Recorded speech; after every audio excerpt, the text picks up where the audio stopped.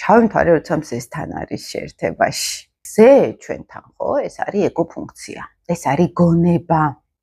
რამდენად გონიერი არის ადამიანი, შემიძლია მისი მზით დავინახო. რამდენად გონიერი როგორ იცით, განა ტვინზე არის აქ ლაპარაკი. გაცნობიერება რისი შეუძლია, რისი არ შეუძლია.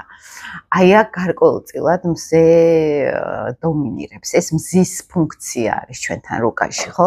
მამაკაცური ენერგია არის, მზე რაციონალიზაცია, გაცნობიერება. და აქ როცა შავი მთვარე შემოდის, აი ამის ამოყირავება ხდება რაღაცნაირად, ხო? აი მზის დესტრუქცია ხდება. მაგალითად, მარტივი ფუნქცია, რომ ეგო ფუნქცია არის დარღვეული და დაკარგული. ქალს შეიძლება ქონდეს თვითშეფასების პრობლემა და აქ შეიძლება გამოვლინდეს ან მამა არ მყავდა, ან მამა დესტრუქციული იყო, ან მამას პრობლემები ქონდა, ან მამა არ იყო ისეთი ღბლიანი და კარგად ცხოვრობდა მაგალითად, ისე არ იყო. ანუ რაღაც მამის და კაცების გვარში არის პრობლემა ქალებთანაც როცა ვნახულობთ, ან არის კაცებთან როცა მამის ენერგიამ რაღაც დესტრუქცია მომიტანა. შეიძლება პირიქით იყო ზედმეტად პოზიტიური, ზედმეტად რბილი, ზედმეტად მეგობრული და აქ დარღვია ჩემი რაღაცა ჟილკას რო ეძახიან, ხო, მამაკაცური.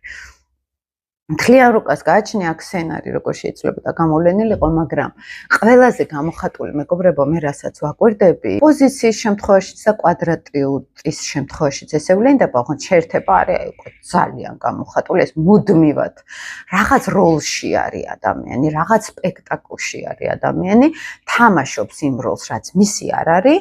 ოღონდ ამას შეიძლება ვერაცნობიერებდეს. კვადრატურის შემთხვევაში არის ეს ელემენტები, აი თერაპიულ პროცესშიც უჭირთ მეს დანახვა, მე ვინ ვარ, ან მაგ თუ არა მე ნიჭი და უნარები, მზე ხო იცით ნიჭი და უნარები არის, შესაძლებლობები არის და აქ არის ეჭვები. შეიძლება ძალიან ნიჭიერი იყოს ადამიანი, მაგრამ არ ჯეროდეს ამისი გონია, რომ არ არის ნიჭიერი. შეიძლება ძალიან ბევრი შესაძლებლობები აქვს ადამიანს და აუფასურებს თავს, ან დაბალი თვითშეფასება აქვს იმასთან შედარებით, ვიდრე არის. ამ ადამიანს არ აქვს კონტაქტი თავის ავთენტურ მესთან და რაღაცას თამაშობს, რაც მისი არ არის.